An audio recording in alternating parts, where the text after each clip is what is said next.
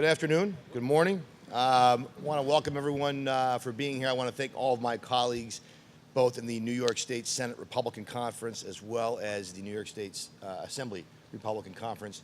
Of course, my colleague, Assembly Republican Leader Will Barclay, and I certainly want to welcome Mike Sapraicone, Republican candidate for the United States Senate, and we look forward not only to having him here in Albany, but look forward to seeing him in Washington after November. So, Mike, thank you very much for being here today.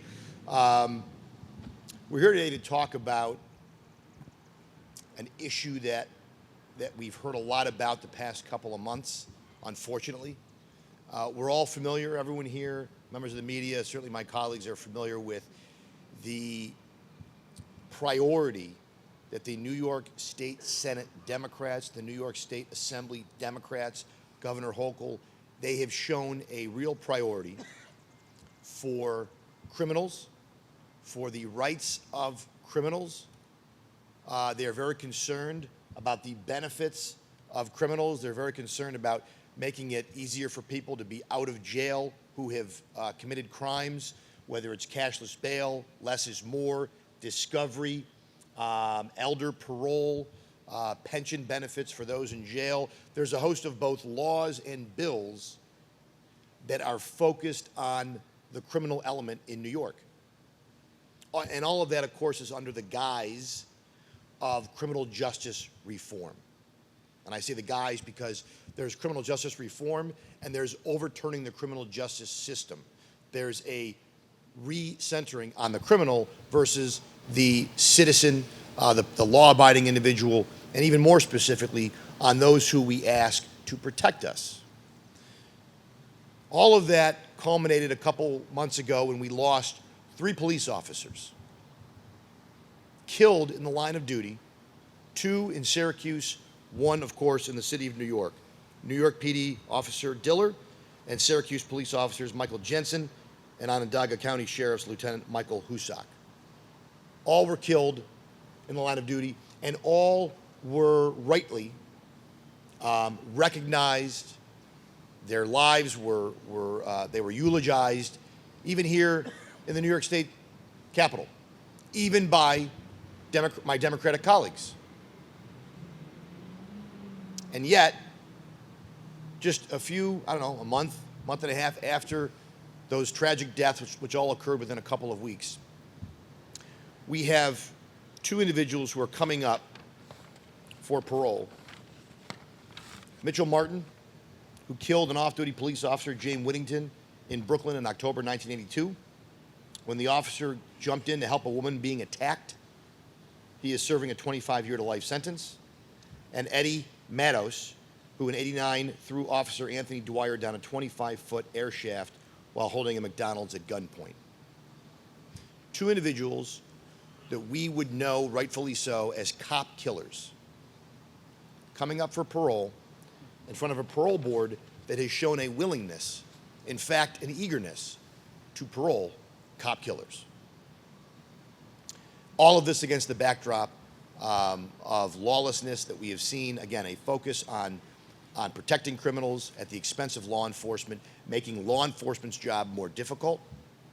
And of course, just the other night, we had someone who was in this country illegally, who was also subject of another criminal investigation, a robbery, who had an illegal firearm. Imagine that. This gentleman wasn't a citizen, crossed our border, got to New York, and somehow obtained a firearm faster than a law-abiding person could obtain a carry permit in the state of New York. And he used that firearm to shoot 2 police officers. So we can, and it goes for us too, only the difference is the people behind me, Mike Sapraicone, Will Barclay, Senator Weik, Senator Borrello, my entire conference, the Assembly Republican Conference, we have stood ready and continue to stand ready with legislation to actually change this paradigm.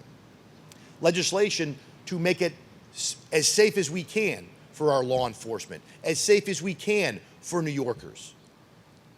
I don't believe that New Yorkers, by and large, of all political stripes, support this kind of thinking, support these policies. I don't think they wake up every day and think, you know what, the biggest pressing issue, we need to do more for those who have raped, robbed, stolen, assaulted, defrauded, and yet that continues to be the fixation for many of my colleagues across the aisle. And we are here today to call on the Parole Board. I would even say to maybe shame the Parole Board into not paroling these cop killers. What message does that send to the families? And not just those families, the families of Officer Whittington, the families of Officer Dwyer. That's bad enough. What about all the families of the officers who are here today and the families of the officers across the state of New York, the families of Officer Jensen and Husak, the families of Officer Diller? What is the message that sends to them? That we have a parole board, that we have a state that is eager to release cop killers back on the street. What is that message? So obviously our message is that these individuals should remain in jail until they die, until they're dead. I don't think that you get, just because you're older doesn't make you any less of a cop killer.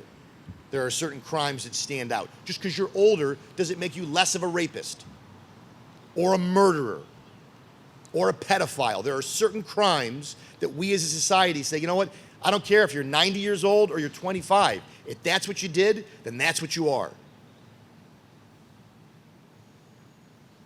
And I don't shy away or back away from saying that.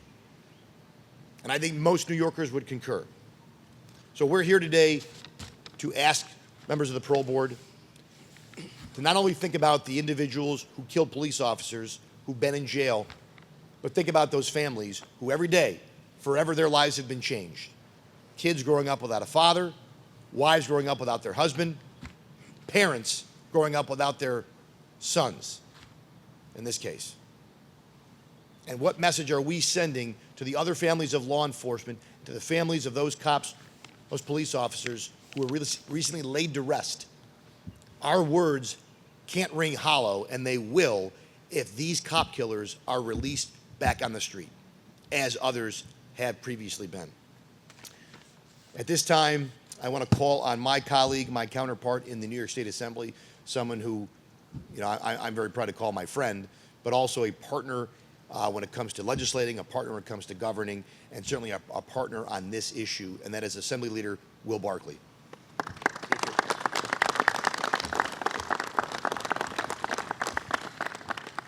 Thank you very much, Leader Ortt, and echo your words. Thank you for your partnership and your conference partnership, particularly on public protection matters, and I want to thank Mike Sapraicone for being here. Again, just 2 months ago, Leader Ortt, both conferences, Republican Conference, Senate, and Assembly, law enforcement, we all stood at a press conference calling for further measures to protect law enforcement. And that happened right after the tragic murder of NYPD officer Jonathan Diller. And at that time, I quoted Stephanie Diller, Officer Diller's widow, in her eulogy, where she said, "How many more police officers, how many more families have to make the ultimate sacrifice before we start protecting them?" Unfortunately, the answer lies in the criminal justice system that's been systematically dismantled by the Albany Democrats. Here's a statistic I couldn't believe when I heard. I could not believe it. The New York State Board of Parole, since 2017, has released 41 cop killers. 41 cop killers since 2017. Essentially, they're saying to everybody, here's a get out of free jail card, regardless of how violent of a felon you are. And I'm sure everybody remembers this 2 years ago. 2 years ago, SUNY Brockport, in their ultimate wisdom, invited a cop killer to come speak to the school, and the college website called him a political prisoner. A political prisoner. How much upside down can the world be? How much more insulting can that be? We all believe that a well-functioning criminal justice system would balance parole, bail, and victims' rights. And I think we all believe in second chances. We all believe in second chances, but frankly, not everyone deserves them. I'm going to ask you this question. I'm going to finish with this question. If murder of a police officer doesn't necessitate a life sentence, what does? If the murder of a police officer doesn't necessitate life sentence, please tell me what does. So as I mentioned, I'm very happy to have Mike Sapraicone here, and I'm happy to be able to introduce him.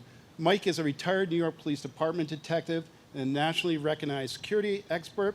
Mike began his law enforcement career in 1980 and served in the New York Police Department for 20 years, beginning as a transit officer and eventually receiving his promotion to a first-grade detective. Mike saw firsthand the impact of crime on New York's economy and the need for businesses to have a private security option. He started Squad Security to provide security services to New York-based companies, including the American Stock Exchange. Since retiring from the NYPD in 2000, Mike grew his small business into a global security firm in the heart of Long Island and employed over 600 active members of law enforcement. Here's someone that clearly knows about criminal justice system, clearly knows what the Democrats are doing here in Albany. Mike, thank you very much for joining us. Thank you, Leader. Well, thank you. Thank you, Leader Ortt, and thank you, Leader Barclay, for having me here today to speak about something that's so close to my heart. You know, I remember being a young state trooper in Jersey in the early 80s before I came to the NYPD. And they, every night, every Friday night at the end of your week in the academy, they show the autopsy photos of Trooper Forrester. And Trooper Forrester was killed by Joanne Chesimar, who some schools in the Bronx have nominated her on the Wall of Fame as a person deserving to be on the Wall of Fame. The person who did that is a United States Congressman in our House of Representatives. And what an embarrassment. A cop killer on a whole Wall of Fame in a classroom with young students. But I can remember each and every police funeral I've attended over my 20 years in the NYPD and the tears of the families and the police officers. The appointed parole board members who release cop killers, the elected officials from our governor to our 2 United States senators in the United States Senate who haven't stepped up and said anything and have kept silence about these issues. As Leader Barclay said, 41 cop killers released over the last 7 years. It's an embarrassment. They should be embarrassed. The point that we're even standing here with you today, having a conversation about this, is an embarrassment. I learned when I became a police officer, criminal justice, and we laughed and we said, well, that's justice for the criminal. But you know, every day it's become more and more justice for the criminal. You look at the law enforcement officers here with us, and you think about their families and what they do every day and how important it is to keep us safe and make us okay. And that's their job. That's all they care about. They put themselves aside to make sure that we have a right to live in a free place and a safe place. And we owe everything to them. It's hard for me to look at situations and say, how do these people on the parole board, this is a no-brainer. How do you even think about releasing cop killers? It should be obvious to them. They have a job to do. They should do their job, or they should step down. We need to stand together. I was up here about 3 or 4 weeks ago at the police memorial right here, and I listened to Governor Hochul say how this was the #1 priority, was keeping us safe in law enforcement. It's not okay that she lied. It's not okay that the people are lying to us. They couldn't care less about the police officers. They care about themselves and their own agenda, not about what we need. We need safety. How do you have your employees go to work if they're afraid? How are you a productive company if your employees can't go there? I thank the police every day. Every place I go, I always stop and I tell everybody, hey, I'm retired from the job. I did 20 years. How many years are you on? 32. I say that's 12 too many. Thank you so much for your service, and thank you what you do, and thank your families, because they're the ones who suffer. Those families of these police officers killed in the line of duty, they're constantly suffering. They have a life sentence. Why shouldn't the killers have a life sentence? Thank you. You're here. Want me to do it? Oh, I'm so sorry. I'm new at this, so please bear with me. I'd like to introduce Patrick Phelan, Executive Director of New York State Association of Chiefs of Police. Thank you.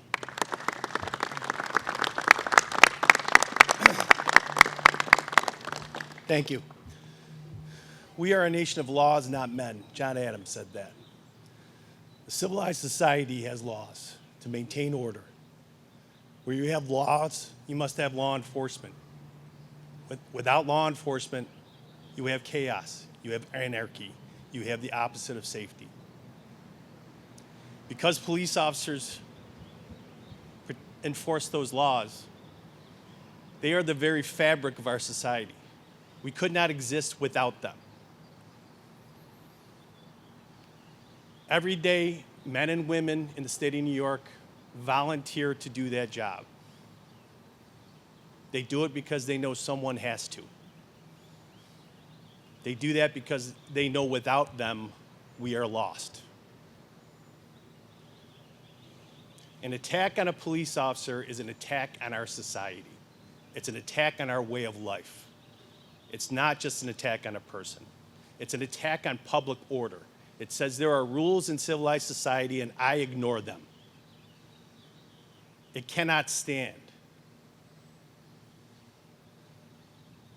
The two men we are here talking about today, the two police officers, they're dead because they made that decision. They made that decision to be a police officer in New York, to feed their families, and help maintain the order, to help maintain our society. And they lie dead in the ground because of it. Their murderers breathe air today. They eat food. They have conversations with their friends. They laugh. They cry. They dream. These officers don't have those privileges. They're dead. We simply ask the Parole Board to consider this when they make their decisions, to consider the effect on society when there's an attack on a police officer. That it's not just an attack on a man. It's an attack on all of us. And there has to be repercussions. There has to be repercussions that prohibit that type of activity that destroys our society. We ask them, please, to consider this when they make their decisions. Please keep these men in jail. That's where they belong. Thank you.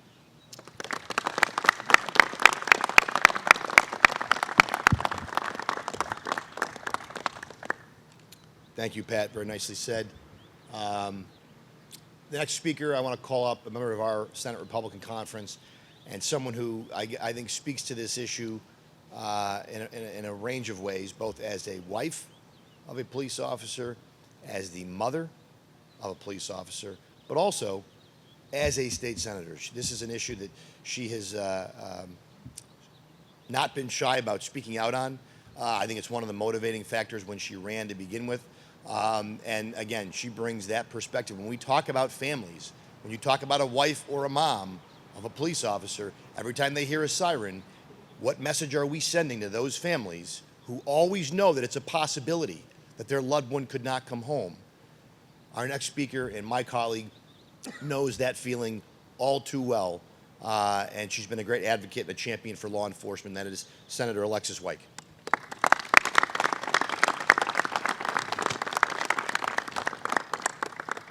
Thank you. We've heard a lot of discussion today, and it's tough to not feel a lot of emotion. I know when I attended the funeral of Officer Diller, I identified with Stephanie Diller both as the wife and now as the mother of law enforcement. And as I researched this whole issue surrounding cop killers being released and the parole board considering it, I saw a lot of discussion on what makes cop killers so much worse. So why are they different than any other murderer? Police are instructed to stop and capture and take a criminal into custody. It's their job to protect communities. Police officers are bound by the same laws as all the rest of us. And for a profession, they have chosen to use the skills they were taught to enter a dangerous situation and resolve it, making sure that everyone is alive and safe. That's the goal, so that justice can be served fairly in a court of law. It is not the job of a police officer to kill a criminal, and therefore there is no threat of death when an officer is pursuing a criminal. So why are we hearing and seeing more of these cop killers? Cop killer nightmares, actually. Because Democrat policies in New York have emboldened criminals with their get out of jail free laws. New York State Democrats have made it law that once a convicted criminal reaches the age of 55, it doesn't really matter what a jury of his peers decided. It doesn't matter what the judge has ruled. The criminal can now be up for parole, throwing the justice system out the window. Life in prison It no longer means what it was intended to mean. Soft on crime policies are destroying our quality of life. Democrat policies have removed consequences to actions, leading us to where we are today, which is a state of complete and total chaos. We're back to the days of the Wild West, where it's every woman, every man, every child for themselves. I come from a family of law enforcement, and let me be clear, criminals don't care anymore. They're targeting victims and police for sport because there are no consequences anymore. In November, the decision is there for every New Yorker to make. Criminal chaos or safety. Choose wisely. Thank you.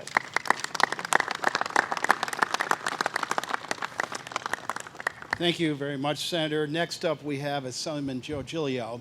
And Joe's got a long career in public law enforcement and also has made kind of the hallmark of his political career here in Albany, making sure that citizens of New York are safe. Joe?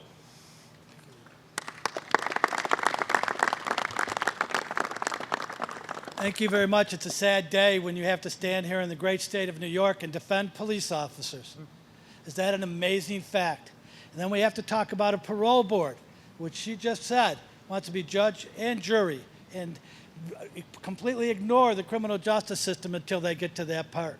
Then you have governors, too, that appoint people that agree with them, that will then let people out of jail under any circumstances because they all deserve a second chance. Trust me, this was not their second chance or their 100th chance. They've done it over and over again until these gentlemen and ladies in uniform stop them and protect all of us, just like they said. And after a while, you feel the frustration that the majorities and these governors think that they're God. And that always makes me wonder. So I have thought about bringing forth a proposal that maybe we should have the New York Board of Resurrection. And with that, we could bring back all the people that were killed by these murderers so they would get a second chance to be with their family and grow old. Unfortunately, even though they think they're God, they're not. And so we'll never see these people again, and their families will suffer until the day they pass. So as we look at this and we look at the people that they try to put on this board to make these decisions, take a close look, because the problem with that board is none of them are held accountable. None of them are held accountable. All they do, work in the background, and then they'll say, oh, you guys and you electeds, you're just political. Well, the fact of the matter is, us electeds answer to the people we represent. Ask them who they answer to. I'd like to know that too, because they answer to nobody. Nobody, especially the ones they've appointed lately. And then look at their credentials. Look at their credentials. We have a bill, me and Senator Oberach, that had a bill that said all we wanted was one person, one victim's advocate appointed to the 19 that are parole commissioners. But as we all know, just up to a year ago, there were 12. Now, recently, this governor appointed 3. And when we brought that bill forward, both in the Senate and the Assembly, it got killed in committee. And I am just tired of standing here talking about the people that I love, the people that risk their life every day, the people that I've stood beside. And when I was there, my biggest fear was someday having to tell their spouse that unfortunately they didn't make it. Why? Because they were protecting us. So my question again is, who protects the protectors? The answer is we do, and we will. And these parole boards should be held accountable for who they release and where they release them. And when they're violated, somebody should tell them, hey, they just got violated. Of course, we changed those rules too. But the fact of the matter is, the worst of the worst. There's 2 things in this world that we're certain of. There's good and there's evil. All we ever talk about is the evil ones and give them a break. I want their families and their victims to get a break once in a while. God bless you all.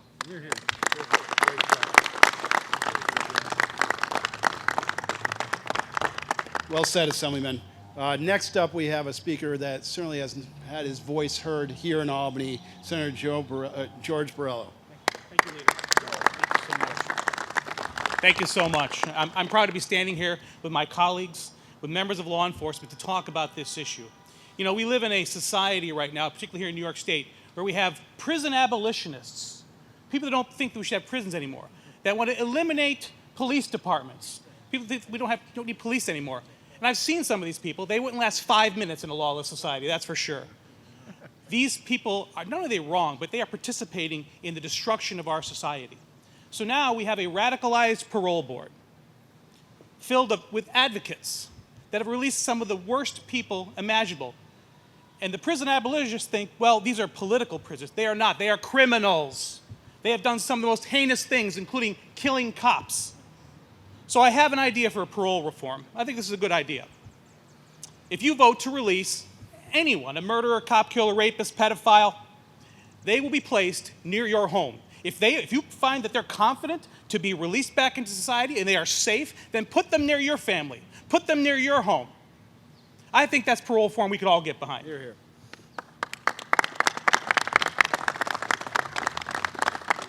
Enough is enough, ladies and gentlemen. The tail wags the dog in the Democratic Party. The most radicals are setting the policies and the laws here in Albany, and the others that call themselves moderates, they're afraid to step up. They're afraid to step up to speak out against cop killers, to vote against bills that release people from prison prematurely that have not paid their debt to society.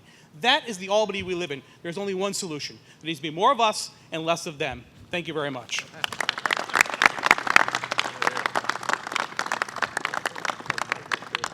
Okay, our last speaker today, certainly not least, is a former police chief, Assemblyman Joe Angelino. Joe?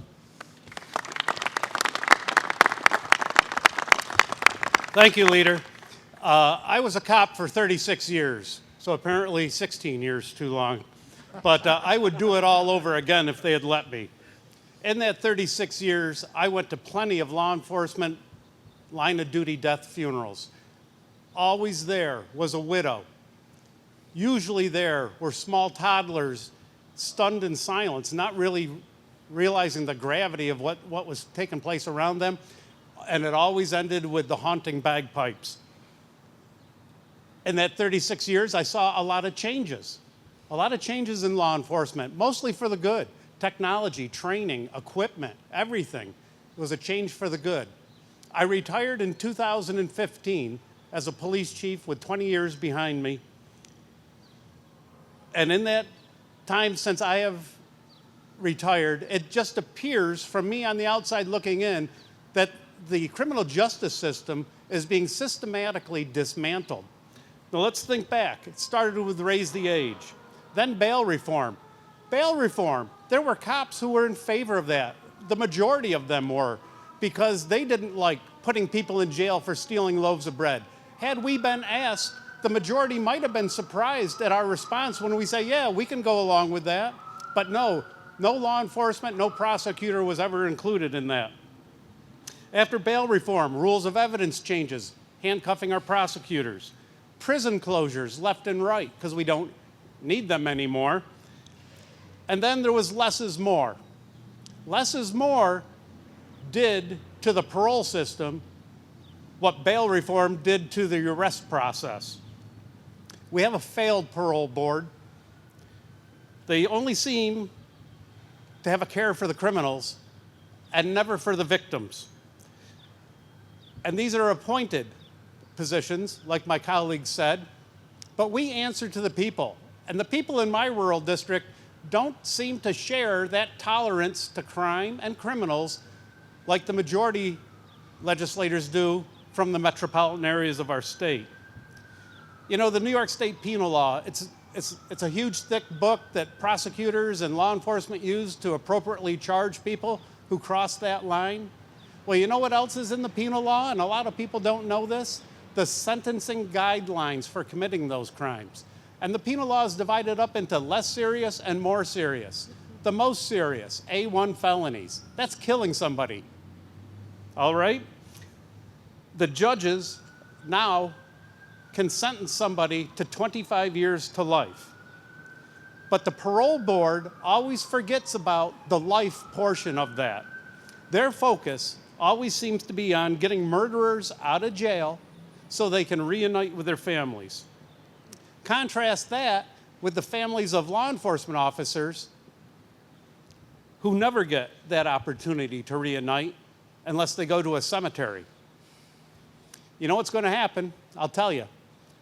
the parole board is eventually going to run out of cop killers to release.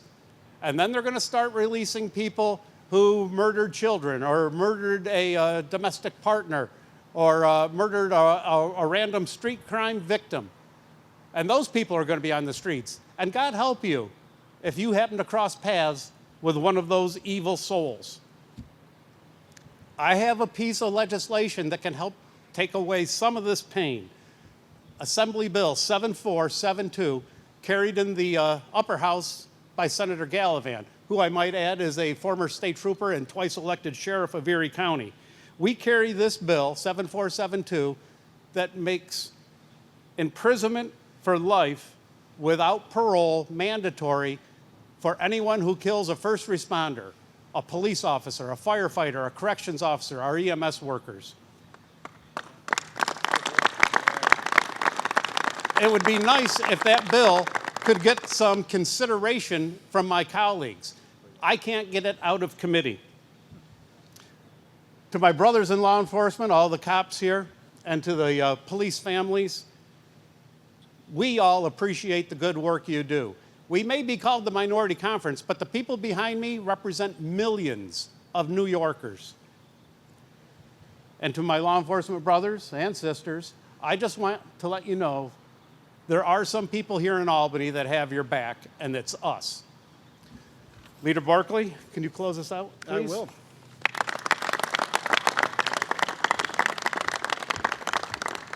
Thank you, Joe. And thanks, everybody, for being here. Thanks all the speakers, and particularly thank our law enforcement that's here. Thank you for the service and job you do protecting our streets. With that, and thank Mike Sapraicone, too. With that, we'll take questions. Questions on topic? Off topic. President Biden and Governor Hochul have announced that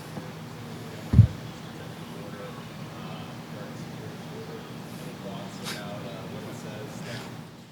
Well, a couple of things. Yeah. First of all, you know, and Mike, you may want to comment on this, but interestingly, how many days are we before Election Day? Where has the president been? Where has Governor Hochul been on securing the border last year? The year before we had 350,000 illegal immigrants coming over the border. Where have they been? So I'm happy it's finally about time, but I'm suspect about their motivations, and I think they're doing it because they realize how unpopular their border policies have been so far. Mike, do you want to say anything? And just to add to what the leader said, so it's 2,500 now. I think that's the number they're talking about. So maybe another cop gets shot tomorrow, we move it down to 2,000, and then next week when another cop gets shot, maybe we go to 1,500. Enough is enough. Zero is the number. Zero is the number. We have to stop it and stop it now. We don't have a plan B because there's no plan A. So we need to put a plan in place to stop the illegal immigrants. You know, we talk about the southern border all the time, but look at the northern border. New York State's huge border with Canada. That's increased by over 250% in the last year. So we need to stop it, zero tolerance, and start from scratch and rebuild it back the way we know how to rebuild it. Thank you.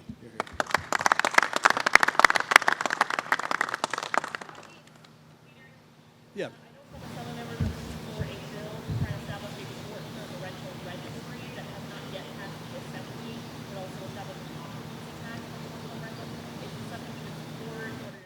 We're looking at it right now. We haven't conferenced that bill. I think there's, like everything in Albany, there tends to be two sides of that. So we'll see where it goes. I'm not sure that's going to become law after this thing. But again, on our side, we have people on both sides of the issue.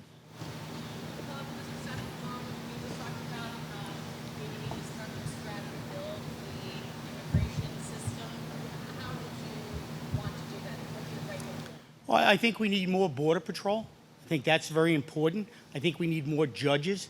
I think the excuse of asylum seekers, we've lost what that really means. That's everybody's reason for coming here. That's not the way it was written. That's not what it was supposed to be. So we need to vet the people the right way. We need to stop letting people in. And we need to put more people on to help us do this. Like I said, more Border Patrol, more judges. And we just need to shut it down before we start it up again. And listen, we're all immigrants at some point in our lives, our relatives and everything else. There's nothing wrong with that. They're hardworking people. But how fair is it to our relatives and our people who came in here and worked the hard way and the right way to become legal citizens of New York. It's not fair. You legal citizens of the United States. It's not fair to anybody anymore. We have to start getting back to common sense and doing what works for this state and this country.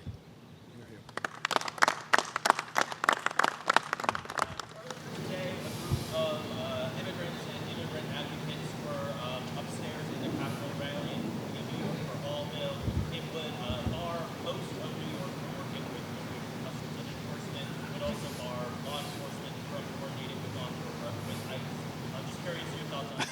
Well, first of all, we have an executive order that does just that. We've been calling on the governor to revoke that executive order for years because we see the tragedy that's happening. You know, the poor woman who was killed, what was her name, in South Carolina, was a direct result because they didn't cooperate, law enforcement in New York didn't cooperate with ICE. They probably would have deported this guy and said he went to South Carolina and killed Riley, right?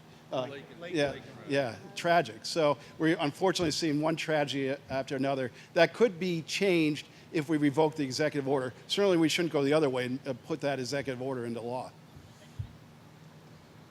Thank you very much. Thanks, everybody. Good work. Good seeing you.